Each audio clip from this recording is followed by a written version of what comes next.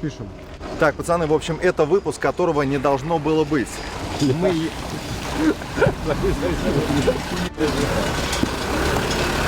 Мы были в Танае, и нас братва местная пригласила на Алтай. В общем, берем вот такие вот моты и уезжаем куда-то в тайгу. Будем там ночевать. В общем, обещают быть круто. Поехали. Горный Алтай. Место, про которое все говорят как о чем-то особенном. Ходят слухи, что здесь сама земля лечит. Тело, голову и душу. Что на Алтае ты по-настоящему отдыхаешь. И физически, и ментально. Что воздух будто гуще, вода холоднее и чище, а мысли тише. Что здесь не нужно никуда бежать. Здесь можно просто быть. Неужели это правда? Или это просто красивый миф, в который хочется верить? Мы, как всегда, без плана прилетели сюда мужской компанией и сразу же вляпались в брутальное хардкорное эндур-приключение. С первой же лужи мы поняли, что нам хана, а вас ждет прекрасный выпуск. Ведь в этом видосе мы попробуем проверить на себе, что вообще такое электробайк. Может ли он заменить бензиновый, сколько он протянет в грязи и на подъемах, сколько мы протянем в грязи и на подъемах, и проверим, что здесь лечит природа или боль от бездорожья. Короче, друзья, видос один из самых грязных, сырых и холодных. Но тем не менее один из самых счастливых, а вот почему, вы сейчас и узнаете. В общем, Россия, Горный Алтай, и мы начинаем.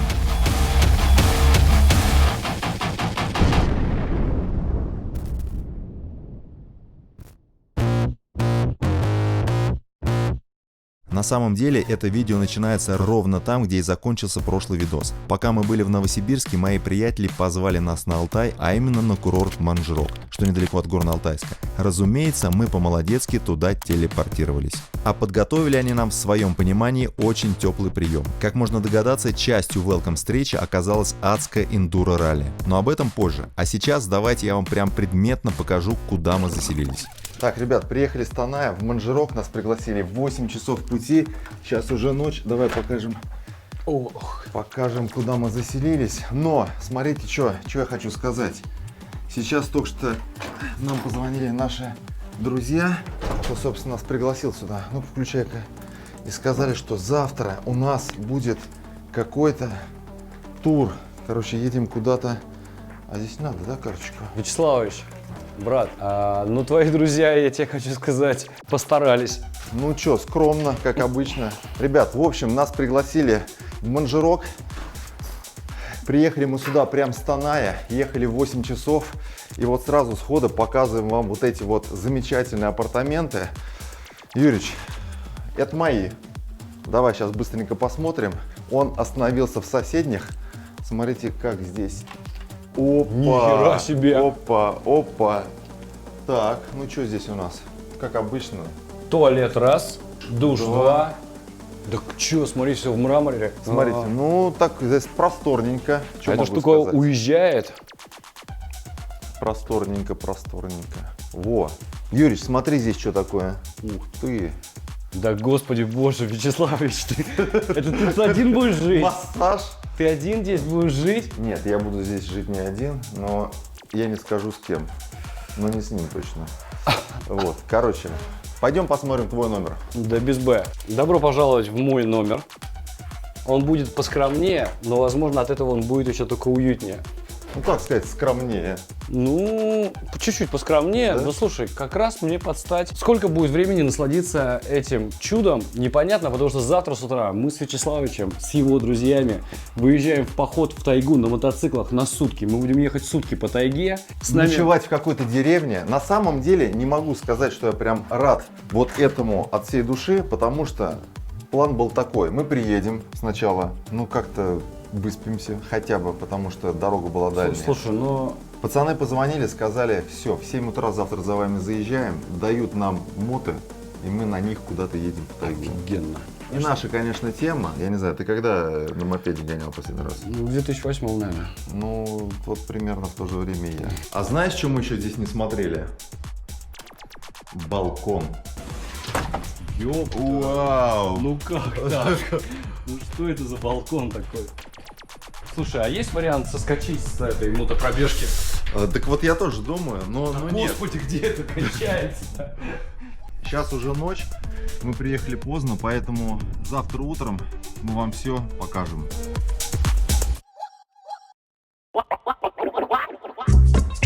Ранним утром мы гордо исчезли из отеля и появились на чьей-то местной автобазе, что в часе езды от наших мягких кроватей. Именно здесь и начался реальный экшен, без сценариев и дублей. План простой. Одеваемся, получаем наших электрических коней, проходим краткий инструктаж и куда-то едем.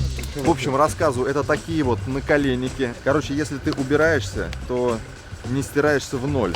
В общем, эта штука, я так понимаю, одевается, а сверху уже натягиваются штаны. Как-то вот так, да, работает это? Похож на, знаете, этот фильм «Робокоп». А? Алды, есть кто на канале? Я в предвкушении, ребят. Но на самом деле мне все нравится. Это я, короче, ездил на байке в 2008 году. Больше не садился. Вот сейчас 2025. Я сажусь не просто на байк, а на электрический мотокросс, и мы поедем по тайге. Нормально? Нормально. Давайте разберем, как устроен электробайк. В центре рамы бесшумный электромотор. Над ним висит батарея, обычно ее называют кирпичом, а тяга уходит через редуктор на цепь. Никаких передач и сцепления. Крутанул газ и моментально рванул.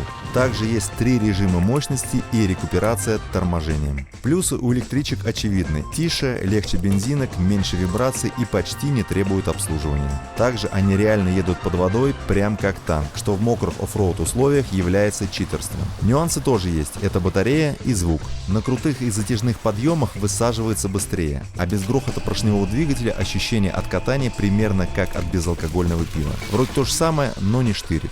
Вот и давайте проверим, штырит или не штырит. Так, ну что, пацаны, готовы? Готовы? А? Юрич, готов? Да. Давай, как это работает штука? Значит, вот это вот нужно повернуть ключ сюда. А вы не работаете? Здесь включить. О, ой-ой-ой. Ну что, погнали? Опа. Пацаны, последний раз катался на мопеде очень давно, в далеком юношестве, поэтому надеюсь, что мышечная память вернет мне этот навык и будет все хорошо.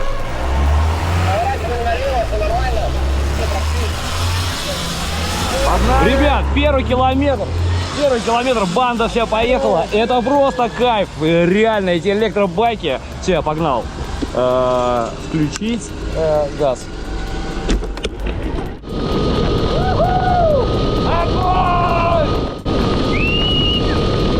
Короче, я так впорол на этом байке. Все отстали, вот они все едут. Не знаю, видно, не видно, вот они. Тихоходы. Трусы. Давай, давай. Жду Вячеславича. Ну а что делать? Буду ждать Вячеславича. Фух, пацаны. Электробайки огонь. Просто. Вот он. Ну ты что там? Глянь на него. Огонь. Он же говорил, выключай, когда стоишь. О, коробки, смотри. Понял? Вот правило сказали, выключай, когда стоишь. Я не выключил. Чуть-чуть хотел наклонить мотоцикл, нечаянно дал газу, видел? Выпрыгнул. Захотелось понтов. Понтов захотелось, девчонки. Ну что, поехали потихонечку? Да, погнали.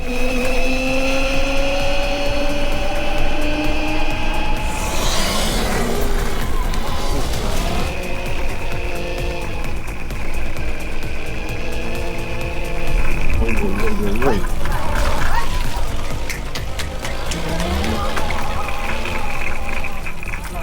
Здравствуйте. Мы вам не мешаем? Нет? Ой, какие у вас ухоженные коробки. Чистенькие. Так, ну что, через речку погнали. Давай! Огонь! Первая водная преграда, поздравляю!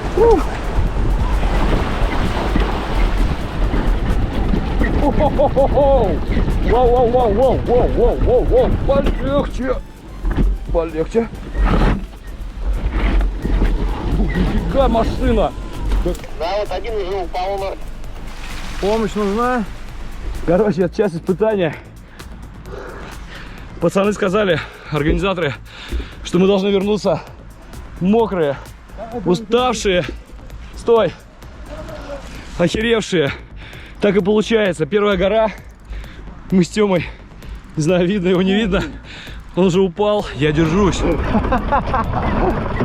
Так, стоим. Я хуй, дорогая редакция. Вот скажите мне, в чем прикол, а вот так вот по грязи гонять? Кайф. Напишите в комментариях. Кайф. Да? Мне тоже так кажется. Все, бросаю скайдайв, буду гонять на мото. А я так понимаю, мы приехали сюда перекусить, да? Нет, мы пока по стопке выпить. У нас еще пикник впереди у нас будет на перевале. А я думал, это спорт такой. Что, друзья, есть в этом определенный кайф. Точно, есть. И вот особенно, вот мне нравятся вот такие вот штуки. Да, за старт. Ты красавец, давайте за Леху. С первым падением тебя, мужик. Ну да, это, кстати, кто упал? безусловно. Вот сейчас, да? Да, вкусно мужики, быть нет там. цели никакой накидаться, поэтому чем трезвее будете, тем больше, лучше доедете. Этот пит-стоп знаменовал начало настоящего оффроуд приключения. Впереди лесная тропа, и думаю, не нужно объяснять, что содержание нашего бранча только добавило смелости в маневрах. Тогда мы еще улыбались и даже не догадывались, какие приключения нас ждут дальше. Сейчас особенно интересно смотреть на себя в тот момент, наивных, веселых и еще ничего не подозревающих. Так, вот так вот бывает. Так, Юрий сел за руль. Давай. Давай. Пошел. Давай! Все, отлично.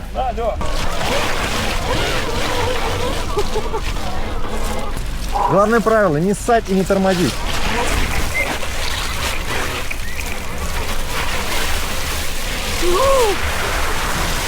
Нереальный кайф. Пацаны, я выкинул телефон, оставил только GoPro, чтобы она просто впечатлела на будущее. Связи здесь нет никакой. Да она не нужна. Природа какая шикарная. Есть Эндурик, есть Алтай, горные реки. Мы все в грязи. Все, заезжаем прям в самый густой лес. Позади нас японский Хаммер, впереди нас УАЗик. С собой провизия на сутки. Мы херачим в тайгу.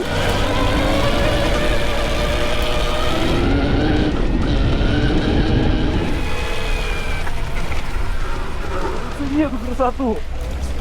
Ты же цени это, бля. Это пиздец, бля. Нельзя. То есть, если в тайге захотел сходить по большому, ребят, Просто вот, пожалуйста. То есть Не не срать надо. в лесу. Ну, Ни хера себе.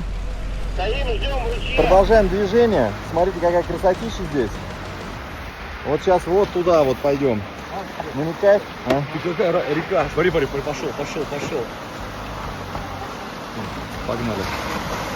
Братва, это отдельный вид медитации, без телефонов, без связи. Индурик, электрический, друган, компашка, Погнали. Хаммер, блядь, с провизией, и мы поехали.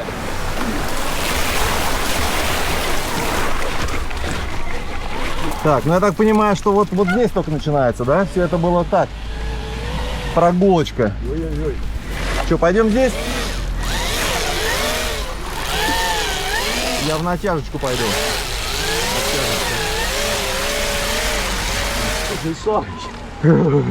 Тайга. Вот так вот. И причем я так понимаю, что это еще дорожье. Это мы еще только начали, я уже... По асфальту очень едем. По автобану. Поехали. Ну вот эту вот горку.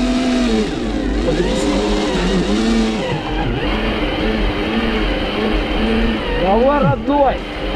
Тащи папу, тащи! Воу! Не туда. Выдохся. Фу. Я думал, а что на мопеде-то? Зачем физуха? Гашетку надавил, а нет.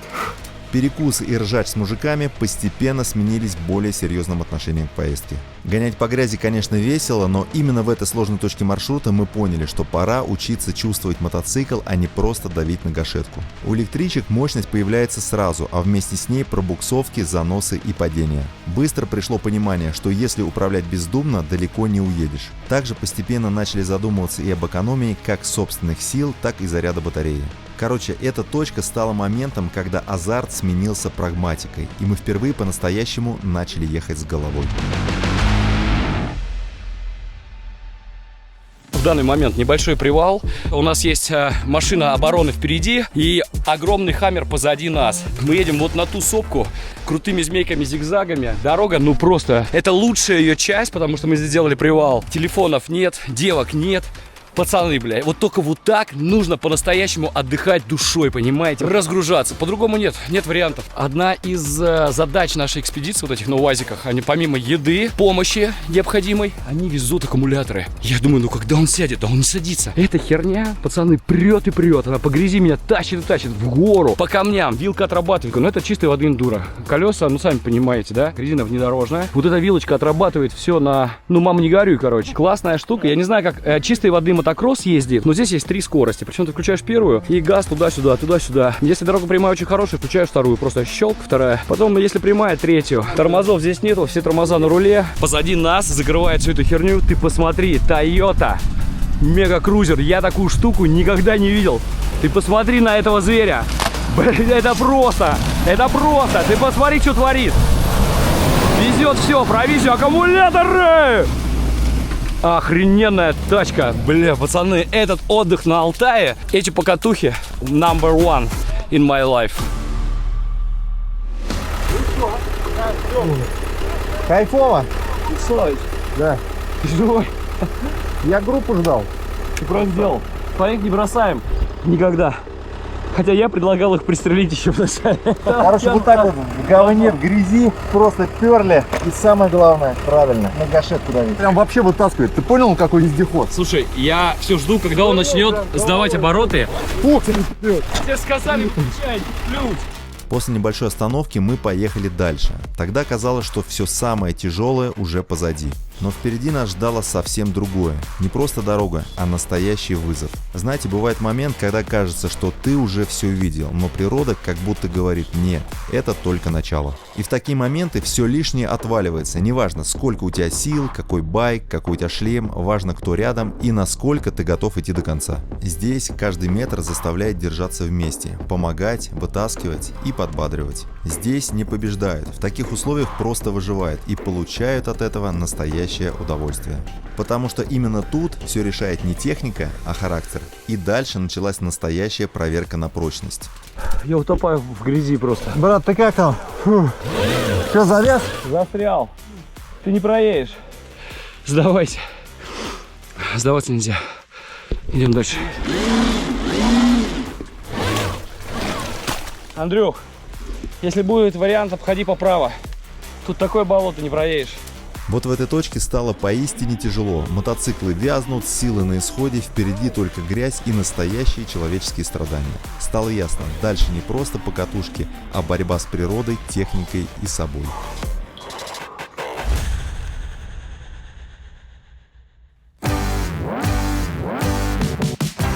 К счастью, наше отчаяние очень своевременно сдемпфировал привал и походный перекус. Ну и по факту прибытия к месту отдыха все мысли были только о еде и хоть о каком-то обогреве у костра. Именно это и стало причиной того, что мы все дружно забыли про Димона, который шастал где-то по сопкам. Я, походу, охрененно потерялся. Это вам видно? Ребят, приблизьте, нажмите на паузу. Это сопки, горы. Это такая красота, птицы поют. Я знаю, что вокруг в радиусе километров до хера нет никого. Где-то здесь есть мои ребята. Я их уже пытаюсь час найти. Мне кажется, я сбился с курса. Ладно, я, вниз не поеду, поеду туда дальше по сопке. Надеюсь, найду. Если что, будем ночевать вместе в лесу. Не переключайтесь. Ставьте лайки, это очень важно. Потому что если вы видите этот видос, значит, я живой. Ну, хотя бы как нашел мой мотоцикл. Неважно. Короче, я поехал. А вы ставьте лайки и продолжайте смотреть. В костре, что ли, пожарил? Конечно. Мужчина. Хочешь? Могу тебе лайфхаком поделиться. Берешь по бам, нахуй, да? Лайфхак. Могу угостить. Ладно, спасибо. Я сейчас. Хозяин дома сказал, кто подъедет первый, будет мужчина 2 большими яйцами. Ну, одно яйцо минус, блядь, ну, А вы, получается, мужчина. Тоже тема. А тем временем поляна накрывалась, закуска нарезалась, а одежда сушилась прямо на костре. Здесь же удалось хоть немного согреться как снаружи, так и внутри. Более того, кто-то успел даже поменять аккумуляторы. Юрич успел пропустить всего лишь половину этого перформанса. Так что сейчас он проведет вам беглую экскурсию. Короче, в 2 словах. Я потерялся, но я уже нашелся. Но прикол в том, что меня никто не искал, всем было похуй. Но это не важно. Мы разбили лагерь прямо в тайге. Салач слегка устал, он стоит, отдыхает. Вот, а я вам докладываю, смотрите, стол. Сейчас у нас тут будет картошка, огонь, пацаны. Да, чтобы вы понимали, мы все мокрые, все в грязи. У меня вот просто вода здесь стоит в этом пивусе. Я себя чувствую как эти казахи, да? И самое главное, все счастливые. Непонятно, когда вообще можно будет просохнуть. У нас мы доедем на какой-то горе до какого-то лесничего домика, и там будет баня. Блин, это такой кайф. Вот это все грязь снять и пойти в баню. Подожди. Пацаны, хочу выпить за эту прекрасную компанию, за то, что вот мы здесь собрались вот так вот, можно сказать, неожиданно, хотя мы планировали. Пацаны, спасибо огромное. Давно не пил газировку из горла. Я вас... А куда Пацаны, вы меня потеряли. Я там, я свистел, никто не отвечает. Я подумал, ну, сейчас ночевать в лесу. Знаете что, хотя бы спички дали. Стоит отметить, что после привала глубина и ширина луж только увеличилась. Причем, по ощущениям, это увеличение происходило в геометрической прогрессии. Короче, на этом моменте были полностью оставлены все попытки держать пятую точку в сухости и тепле.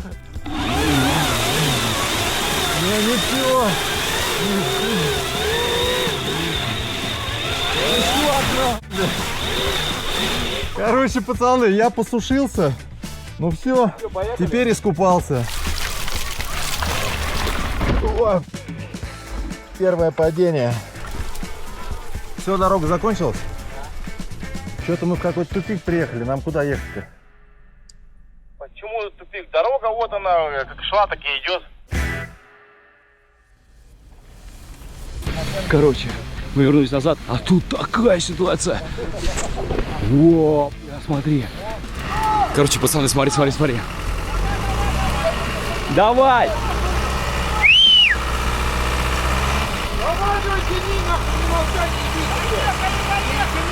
Бля, поехали, говорит, поехали. Как? Куда ехать? Короче, план у нас такой. Мы сейчас попробуем вот этот вот трос подсоединить вот к этой березе. Решили использовать знания геометрии И физики. А вообще мы когда сюда приехали, мы такие думаем, ну у нас есть там камеры, там пару GoPro-шек, поснимаем что-нибудь. Может, что покажем вам. Ну, в общем-то, изначально думали, что это будет все скучно. Какое приключение, охренеть. Короче, в 2 словах, прикол в чем? Машина скользит туда вниз. Это держит ее на этой хуйне. Но пацаны достают местную лебедку, чтобы нам нужно его вытащить и чуть-чуть развернуть.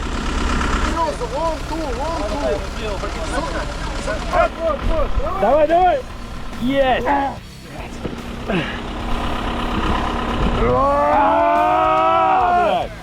Есть! Пошла? Ага. Пошла.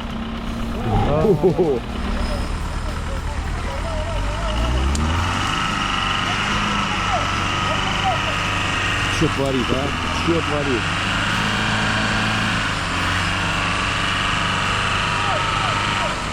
Короче, выехал. Этот выехал. Все выехали. Кайф. Все. Меняем аккумуляторы, потому что у кого-то не сели, у меня еще нет. И что, двигаем дальше.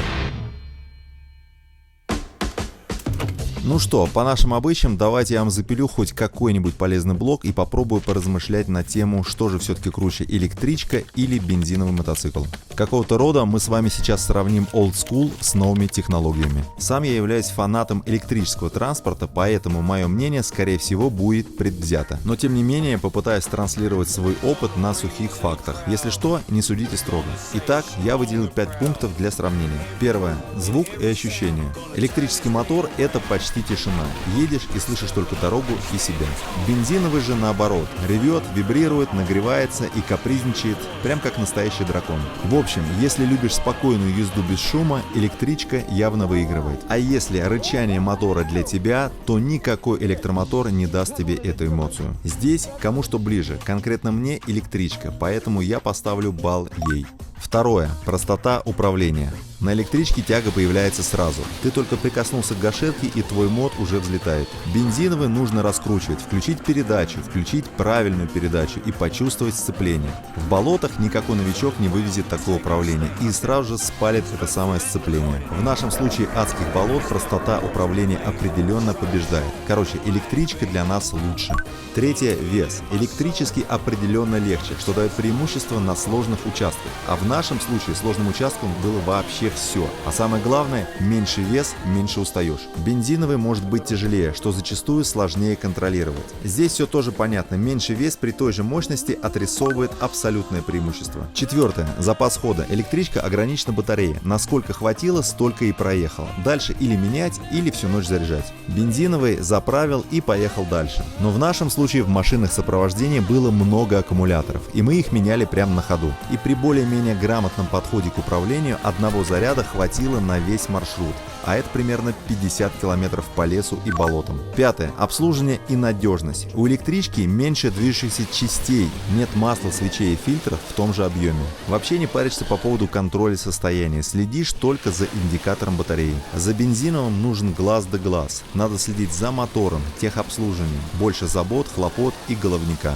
С точки зрения возни, электрический сильно проще. По итогу скажу так, нас ехало 10 человек, и я бы, наверное, сошел с ума, если бы целый день слышал рев 10 моторов. Но в то же время от бензинового мотика исходит и тепло, и жар, которого в тот момент так сильно нам не хватало. Зато электрические мотоциклы были в воде по руль, и из этих болот блестяще выбирались. Как понимаете, бензиновые бы сразу получили гидроудар, и поездка на этом бы закончилась. В общем, кому как, а мне понравился электрический мотоцикл.